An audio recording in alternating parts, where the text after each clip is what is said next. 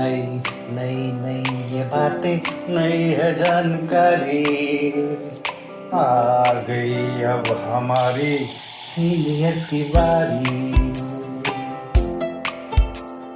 नई नई नई ये बातें, नई है जानकारी, आ गई अब हमारी सीनियर्स की बारी। इनके अनुभव से अपनी बदली दुनिया सारी, इनके अनुभव से अपनी बदली दुनिया सारी। टाटा टाटी नाना नानी करते बातें प्यारी। सुन लो तुम, समझ लो तुम, हाँ सुन लो तुम, समझ लो तुम, सुन लो तुम, समझ लो तुम, बात ये हमारी। खुश रखोगे इनको तो होगी खुशी तुम्हारी। नई बातें हैं ये देखो, नई जानकारी, आ गई अब हमारी सीनियर्स की बारी। किस्से कहानियां, सेहत और विज्ञान की बातें, रेडियो कार्यक्रम अनुभव में सीनियर्स की बात, सीनियर्स के साथ। विज्ञान प्रसार विज्ञान और प्रौद्योगिकी विभाग भारत सरकार एवं अलगप्पा विश्वविद्यालय कराईकुडू तमिलनाडु के संयुक्त तत्वावधान में प्रस्तुत करता है वरिष्ठ नागरिकों के लिए ऑडियो श्रृंखला अनुभव, जिसकी रूपरेखा बनाई है डॉक्टर आर श्रीधर ने। इस श्रृंखला के अंतर्गत ये कार्यक्रम आप सुन रहे हैं IIMC के सामुदायिक रेडियो अपना रेडियो 96.9 FM पर। ये कार्यक्रम हमारे mentor professor doctor Sangeeta Pranvendra के मार्गदर्शन में प्रस्तुत किया गया है। हमारा आज का कार्यक्रम है शरारती बुजुर्ग बच्चे। साक्षात्कारकर्ता कविता शर्मा, निर्माता अपना रेडियो 96.9 FM। सहयोगी वरिष्ठ नागरिक हैं कंचन मक्कड़, दिनेश कुमार गुप्ता, ओम प्रकाश श्रीवास्तव, KL मनचंदा, अश्विनी सागर और संतोष गामता। दुनिया की समझ आई, चला गया अपना नटखटपन। आगे बढ़ने की दौड़ में जल्दी बीत गया लगता है अपना बचपन। अपना रेडियो 96.9 FM में आप सभी का स्वागत है। मैं हूं कविता शर्मा। आप सुन रहे हैं कार्यक्रम अनुभव। कहते हैं कि हम सभी के अंदर एक बच्चा होता है जो हमारा बचपन होता है। हालांकि वो बीत जाता है लेकिन हमारी शरारतें कभी नहीं छूटती। हम सब में कहीं ना कहीं एक बच्चा जरूर होता है और एक गाना भी है ना, दिल तो बच्चा है जी। तो चलिए आज के इस कार्यक्रम में मैं आपकी मुलाकात करवाऊंगी कुछ ऐसे शरारती बुजुर्ग बच्चों से। जरा ध्यान दीजिएगा, शरारती बुजुर्ग बच्चों से। चलिए मिलते हैं सबसे पहले अपने अतिथियों से। जी अपना नाम बताइए। मैं कंचन मक्कड़ शिवम एन्क्लेव से दिल्ली से आई हूँ। दिनेश कुमार गुप्ता, अधिवक्ता, Delhi high court, senior advocate. मैं ओम प्रकाश श्रीवास्तव, मैं वॉइस ऑफ वुमेन NGO से जुड़ा हुआ हूँ। मैं उनका इंडिया अखिल भारतीय मीडिया सलाहकार हूँ। मैं KL मनचंदा, भारतीय इलेक्ट्रॉनिक्स से रिटायर हुआ हूँ। तकरीबन 39 साल मैंने भारतीय इलेक्ट्रॉनिक्स को अपनी सेवाएं दी है। जी सर, आपने जैसे बता ही दिया कि आप इलेक्ट्रिसिटी डिपार्टमेंट से जुड़े हुए हैं, तो शरारतें तो डेफिनेटली आपके पास बहुत सारी रही होंगी। मैं जरूर जानूंगी आपसे, लेकिन अपने अगले अतिथि से हम मुलाकात कर लेते हैं पहले। मैं अश्विनी सागर, विवेक विहार में रहता हूँ और एक रिटायर्ड गवर्नमेंट सर्वेंट हूँ। संतोष गामता, सत्यम एन्क्लेव, दिल्ली। मैं अब इस वक्त तो एक वरिष्ठ नागरिक की तरह ज़िंदगी जी रही हूँ। पहले हमने बचपन में बहुत तमाशे किए, खेले कूदे। अभी आजकल के बच्चों को तो खिलौने ही मिलते हैं। हम तो यही मिट्टी पत्थर इन चीज़ों से खिलौने बना बना के ऐसे कूदते फांदते थे, लुक्का छिपी का खेल खेलते थे। कहीं एक पत्थर फेंका और जाने किसके घर में घुस गए। कोई नहीं हमें रोकने वाला, कोई नहीं हमें टोकने वाला। लेकिन आज का टाइम तो बहुत ही माहौल बदला हुआ लगता है कि बच्चों के बचपन में लगता है कुछ कमी आ गई है। जो हमने बचपन खेला, खाया पिया मिलजुल के, कहीं प्यास लगी तो अपने घर नहीं गए। अपने घर का पानी जैसे कैसे लगता था, पड़ोसी के घर जाना है कि हमें पानी पिला दो और वहीं से पानी पी के भाग जाना। जी, कहीं ना कहीं जो सफ़र आगे बढ़ता है और समय आगे बढ़ता है तो कुछ चीज़ें पीछे छूटती हैं और कुछ नई चीज़ आगे हमारे सामने आती हैं। बिल्कुल आज इन्हीं अनुभवों के बारे में आपसे बात करेंगे। सबसे पहले जो सबसे शरारती मुझे यहाँ लग रहे हैं advocate sir mister Dinesh Kumar Gupta, उनके पास मैं चलूंगी, अब उनसे पूछूंगी कि आप जरा बताइए अपने बारे में कि किस टाइप की शरारतें जो हैं आपने की हैं बचपन में और आज भी कैसे वो आपके व्यक्तित्व में शामिल हैं। मेरी आदत है बचपन, आपने सही सही अंदाजा बताया, सही अंदाजा बिल्कुल। मैं बचपन में भी आज भी, अभी 14 तारीख को वैलेंटाइन डे था, वकील साहिबा हमारी साथी आए, भाई आज तो बहुत जच रहे हो। मैंने कहा आप भी कम नहीं जच रहे हो, तो फिर चलो वैलेंटाइन डे मनाते हैं। चलो कहाँ चल रहा है, मैंने अभी बैठ के प्रोग्राम में बैठो। तो कितनी बढ़िया खुशी से, लेकिन मन में इंटेंशन खराब नहीं होनी चाहिए, मन में इंटेंशन बढ़िया होनी चाहिए और पॉजिटिव थिंकिंग होनी चाहिए। और एक आज ही की बात है, ओम प्रकाश जी का फ़ोन आया, हमारे साथी बुजुर्ग साथी हैं, उनका फ़ोन आया कि मैं अभी आ रहा हूँ, थोड़ा लेट हो जाऊँगा, मेरा नाम रखना। मैंने कहा आपका तो नाम ही नहीं है लिस्ट के अंदर, आप तो जाओगे नहीं, मत आना। अच्छा मैं नहीं आऊँगा। नहीं मैं आऊँगा नहीं। मैंने कहा सेठी साहब इंचार्ज हैं, उनको नाम नहीं वो कैसे कर सकते हैं। तो मैंने उनसे कहा आप नाराज मत हो, मैं उनसे रिक्वेस्ट करके सेठी साहब से अभी आपका नाम फर्स्ट नंबर पे आपका लिखवा देता हूँ, आप हमारे साथ चलेंगे। और आप तो बहुत बढ़िया सबको सिखाया है आपने, सबको कंप्यूटर चलाना, मोबाइल सिखाना, तो आपको तो आप तो नंबर 1 पे हो जी। ओम प्रकाश जी के मुख पर एक बहुत अच्छी सी स्माइल आ गई है और मैं उस हंसी को, खुशी को महसूस कर सकती हूँ। मिस्टर ओम प्रकाश के बारे में मैं एक चीज़ बताना चाहती हूँ, इनके लिए क्या बोलूँ, बहुमुखी प्रतिभा के धनवान है। जोक्स बहुत अच्छे बोलते हैं, एक प्रतिभा का इनका ये एग्जाम्पल है। दूसरा, ये डिजिटल एक्सपर्ट हैं। और सर बहुत काबिले तारीफ है ये बात कि इस उम्र में आप जिस तरीके से डिजिटल एक्सपर्ट हो गए हैं, आपने इतनी सारी जो चीज़ें हैं टेक्निकली वो सीखी हैं, मोबाइल आपको बहुत अच्छे चलाने आते हैं, आपने अपनी टीम को भी सिखाया है। लेकिन आप कुछ बोलें उससे पहले क्यों ना एक जोक हो जाए। जोक से पहले मैं आपको 4 लाइनें सुनाता हूँ। पलक झुकाकर सलाम करता हूँ, पलक झुकाकर सलाम करते हैं, दिल की दुआ आपके नाम कर, कबूल हो अगर तो मुस्कुरा देना, हम ये दिन प्यार से आपके नाम करते हैं। मुझे कबूल है। यहाँ पर बहुत ही शांत स्वभाव के एक व्यक्ति है, मुझे नहीं पता ये शांत स्वभाव वाले ज्यादा शरारती होते हैं क्या? पता नहीं जी। नहीं, आपने ठीक पहचाना कविता। मैं एक बात क्लियर भी करना चाहता था कि मैं इतना शरारती बचपन में रहा नहीं, क्योंकि मेरे घर में बहुत रिस्ट्रिक्शंस थी। मेरे पापा तो बहुत ही स्ट्रिक्ट थे शरारतों के मामले में, हमें बिल्कुल अलाउड नहीं था। वो तो जब अपने ऑफिस निकल जाते थे, हमें मौका मिलता था उनके पीछे जो थोड़ी बहुत शरारतें कर सकते थे करते थे। मम्मी के कंट्रोल में हम नहीं आते थे। फिर मम्मी फाइनली बाद में शाम को डैड से शिकायत करती थी, इसने ये किया वो किया। फिर हमारी जो पिटाई होती थी, इसलिए हम छुप छुप के ही जो शरारतें करते थे वही करते थे। केल मनचंदा जी, आप बताइए, मम्मी ज्यादा स्ट्रिक्ट होती है, पापा ज्यादा स्ट्रिक्ट होते हैं? पापा ज़्यादा स्ट्रिक्ट होते हैं, मम्मी लाड प्यार में लड़के को ज़्यादा ही रखती है। तो आपको डांट किसकी ज्यादा मिली? डांट पापा की ज़्यादा मिली है। इसलिए पापा स्ट्रिक्ट होते हैं?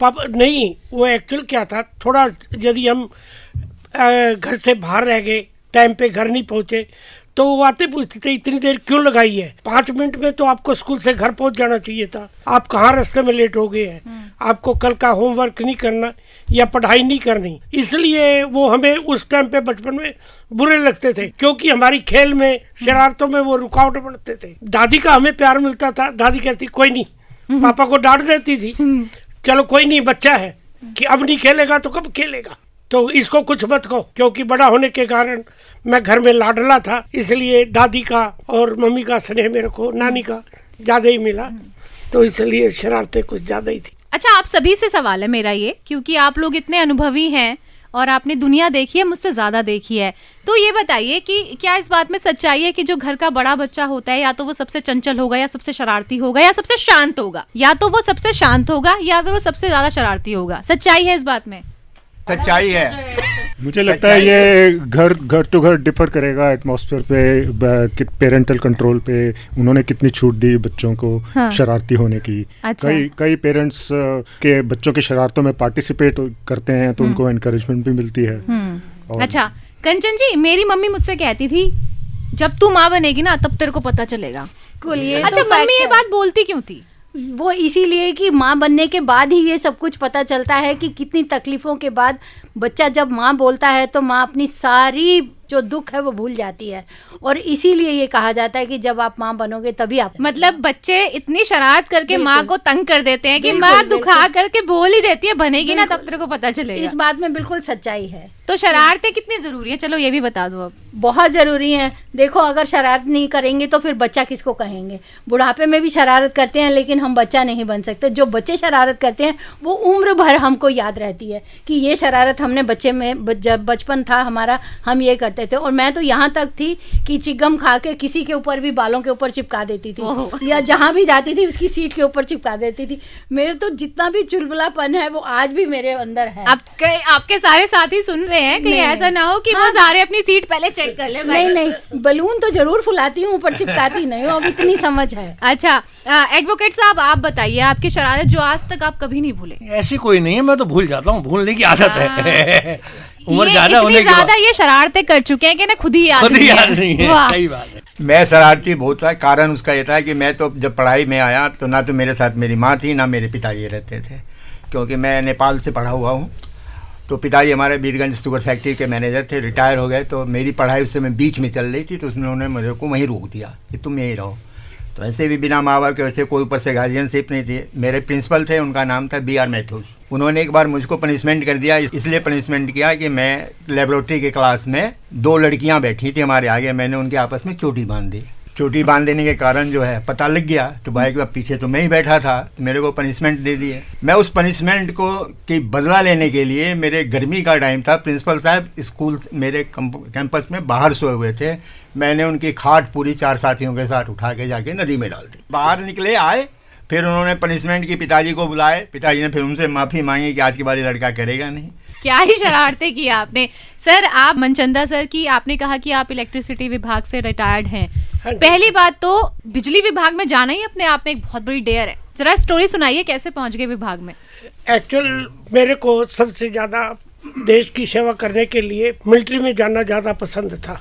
इसके लिए मैंने रेडियो और टेलीविज़न का कोर्स चुना ताकि मैं सिग्नल ऑपरेटर बन सकूं। और मैं 2-3 बार मैंने अपना भर्ती होने के लिए मिलिट्री के अंदर लाइन में भी लगा और अपना एग्ज़ाम भी दिया, परंतु मेरा वज़न कम होने की वजह से मैं उसमें भर्ती नहीं हो पाया। तो उन्हीं दिनों मेरे को एक चांस मिला भारतीय इलेक्ट्रॉनिक्स में सेवा करने का। तो मैंने भारतीय इलेक्ट्रॉनिक्स के बारे में जाना कि ये मिलिट्री के लिए रडार और वायरलेस सेट बनाती है।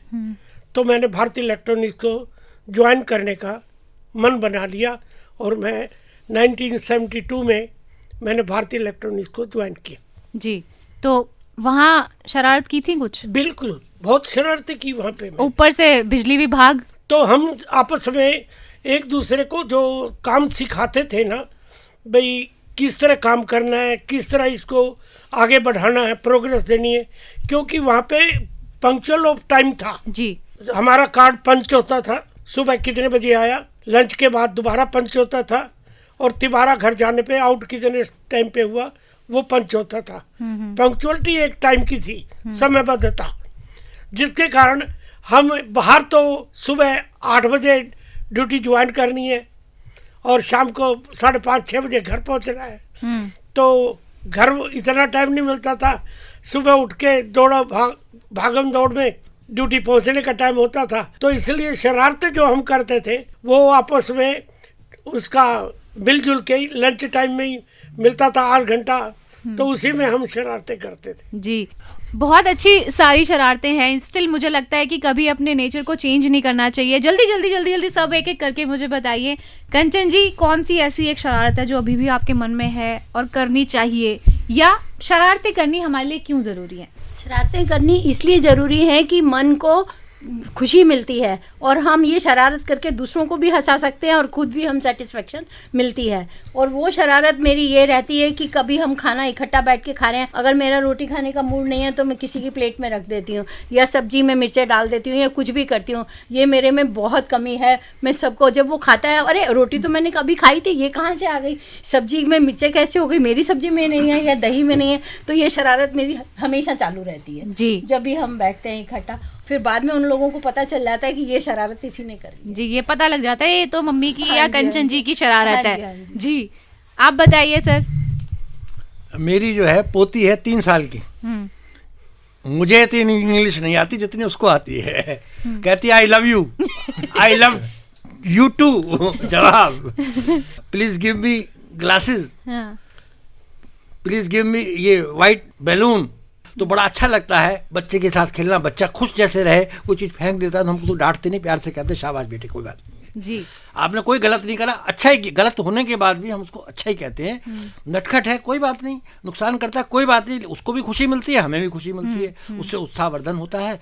थिंक, मन में कोई भी नेगेटिव थिंक नहीं होनी चाहिए, पॉजिटिव होनी चाहिए, उससे तरक्की होती है हर चीज़। जी धन्यवाद। श्रीवास्तव जी, आप बताइए सर, शरारतें अगर पॉजिटिविटी के लिए हैं, शरारतें अगर अच्छी हैं, किसी के लिए कुछ अच्छा कर रही हैं, हंसाने के काम आती हैं, शरारतें कितनी अच्छी हैं? शरारतें बहुत अच्छी हैं, एक स्वास्थ्य के लिए बहुत बढ़िया है। जैसे मैं स्वाभिमान परिसर में हूँ, सारे जो हमारे मेंबर्स हैं वो जब मैं आता हूँ तो सबों को चेहरे पे रौनक आ जाती है। वो कहते हैं भाई कुछ ना कुछ ये शरारतें अब चालू करेंगे। जैसे अभी आपके लंच टाइम था, आपने देखा कि मैंने गुप्ता जी के साथ भी शरारतें की, सेठी साहब उनके साथ भी की। मैं शरारत के बिना रह नहीं सकता। इस शरारत से मेरे अंदर अपनी एक ऊर्जा होती है और मैं अपने आप को कोशिश करता हूँ कि मैं बहुत अपने ऊर्जावान बनूँ, मैं आगे बढ़ता रहूँ। जी, इलेक्ट्रॉनिक वाले सर। नहीं, शरारत तो बचपन से लेके अब तक काफ़ी की हैं। मेरे को एक बचपन की शरारत याद है जी। तो एक बार ना अकाल पड़ने का चांसेस हो गया था। उस टाइम बरसात बहुत कम हुई थी, तो किसी ने कह दिया यदि किसी के घर में जाके एक मटकी लेके उसके अंदर गंद वगैरह घोल के, गोबर वगैरह, मिट्टी, गारा वगैरह डाल के और उसके चौक में डाल दोगे ना, वो जितनी गालियां देगी उतनी ज़्यादा बरसात होगी, बादल काले आएंगे। तो हम 3-4 लड़कों ने ग्रुप बनाया। हमारे पीछे, उनके घर के पीछे जिनके यहाँ शरारत करने की हमने सोची, मकान था, हम एक दूसरे के कंधे के ऊपर चढ़ के ऊपर पहुँचे और वो मटकी और वो गारा, गोबर वगैरह, मड वगैरह डाल के और उसको चुप करके उनके आंगन में फेंक दिया। जब फेंक दिया तो दरवाजे सभी वो देख रहे बंद है, ये आया कहाँ से। तो वो चुपके करके सीढ़ियों से ऊपर आए। जब तक हम शरारत करके बैक साइड से निकल गए थे गली से, तो वो तो गालियां देने लग गए, बहुत शोर मच गया गली के अंदर। भाई ये किसने करा, किसने करा? बोले ये तो उनकी शरारत होगी और कोई यहाँ बच्चा है ही नहीं है, बाकी तो सब वो काम पे गए हुए हैं या अपने पापा के साथ जाते हैं, सिर्फ ये 4 लड़के हैं, इन्हीं को ये काम हो सकता है। तो सभी उल्हाड़ा लेके वो हमारे घर पे आए। पापा जी को, मम्मा को बताया भी इस तरह तुम्हारे बच्चों के साथ मिलके इन्होंने शरारत की है और ये देख लो अच्छा नहीं है, हमें तो ये हो गया। बोला तुमने गालियाँ निकाल ली ना? मम्मी बोली किस लिए निकाली है? उन्होंने तो ये किसी ने बताया है, मैंने उनको डांटा था, उन्होंने बताया, किसी ने कहा किसी के घर में जाके इस तरह मटकी फोड़ दो, गंद डाल दो, वो जितनी गालियाँ देगी, जितना बोलेगी उतनी बरसात जल्दी आएगी और बरसात होएगा। उन्होंने तो सब एक मानवता के लिए ये किया है, तो इसमें उनको खुशी मिली, आपको भी खुश होना चाहिए। चलो कोई तो शरारत करने वाला आपके आंगन में आया है। तो मतलब बारिश की बरसात हुई? हाँ या जी। सिर्फ गालियों की बरसात हुई? नहीं, उसके 1 हफ्ते के अंदर बरसात हुई, बहुत अच्छी हुई जी। लेकिन एक्चुअली ये साइंटिफिक चीजें हैं, मुझे नहीं लगता कि ऐसी कोई भी कहावत नहीं, कर देने से नहीं है।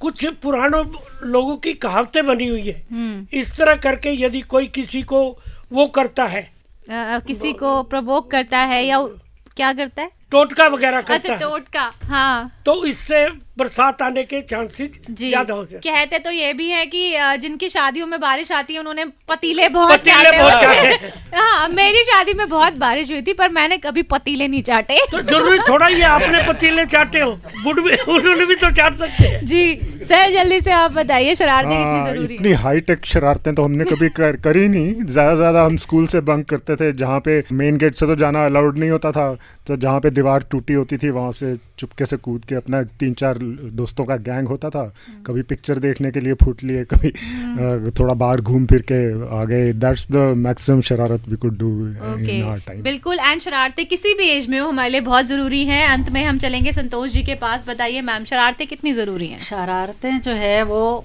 हवा पानी की तरह ही ज़रूरी है, भोजन की तरह ही ज़रूरी है। कि जो मान लीजिए जो बच्चा शरारत नहीं करता तो माँ बाप को भी लगता नहीं ये बच्चा ठीक तो है, डॉक्टर को दिखाएं, ये तो कुछ बैठा ही रहता है, शरारत नहीं करता। तो ज़िंदगी में शरारतें बहुत ज़रूरी हैं, भले ही वो किसी उम्र में भी हो। मुझे भी एक शरारत अपनी याद आ रही है कि जब अभी कह रही थी नहीं मुझे कुछ याद नहीं है। लेकिन मैंने इतनी देर आपने टाइम दे दिया ना, मैंने याद कर लिया कि जब हम पढ़ते अब थे इनका शरारती बच्चा अंदर से बाहर आ रहा है। तो मेरी फ्रेंड कहती थी कि संतोष पढ़ते हुए ना जब गधा बोले तो वो क्वेश्चन ज़रूर आएगा। मैं भी उसके कहने में आ गई। तो वो जब कभी भी इधर उधर कहीं गधा नजर आता था ना तो वो मुझे आवाज़ लगा, किताब खोल किताब खोल किताब खोल फटाफट, कौन सा क्वेश्चन आया, कौन सा क्वेश्चन। और सच में कई बारी आते थे, कई बारी नहीं आते थे। अच्छा। तो लेकिन बड़े होने पर समझ आई कि ऐसा कुछ भी नहीं है। वो उस बेचारे को डंडे मार मार के आप अपने क्वेश्चन पेपर क्यों ढूंढते हो। जी, तो मतलब शरारतें अब आपको याद आ गई और सबने बोला शरारतें बहुत ज़रूरी है। अब हम ज़्यादा शरारत नहीं करेंगे मेरे शरारती बुजुर्ग बच्चों, क्योंकि घड़ी जो है अब बोल रही है बस ख़त्म करो। तो अब जाने से पहले मैं यही कहूँगी कि नटखट सी थी जब बेफिक्र थी वो, अब सयानी हो गई है जिंदगी की उलझनों में। तो उलझनों में मत पड़िए दोस्तों, अपने अंदर का जो बच्चा है, बचपन है, उसे कभी मत मारिए। वक्त का दौर कोई भी हो, उम्र का दौर कोई भी हो, अच्छे पॉजिटिव मन से चलते रहिए, आगे बढ़ते रहिए, खुशहाल एक जिंदगी बिताइए। इन्हीं शब्दों के साथ अनुभव कार्यक्रम को मैं समाप्त करूंगी। कविता शर्मा को दीजिए अनुमति। सुनते रहिए अपना रेडियो 96.9 FM। नमस्कार। अभी आप विज्ञान प्रसार, विज्ञान और प्रौद्योगिकी विभाग, भारत सरकार एवं अलगप्पा विश्वविद्यालय कराईकुड़ू तमिलनाडु के संयुक्त तत्वावधान में प्रस्तुत की गई वरिष्ठ नागरिकों के लिए ऑडियो श्रृंखला अनुभव सुन रहे थे, जिसकी रूपरेखा बनाई है डॉक्टर आर श्रीधर ने। इस श्रृंखला में ये कार्यक्रम आपने सुना अपना रेडियो 96.9 FM सामुदायिक रेडियो पर। ये कार्यक्रम हमारे mentor professor doctor Sangeeta Pranvendra के मार्गदर्शन में प्रस्तुत किया गया।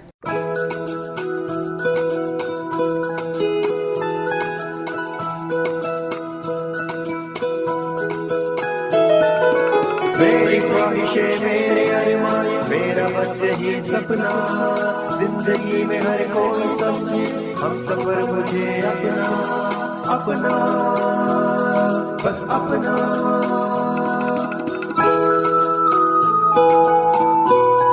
अपना रेडियो 96.9 FM।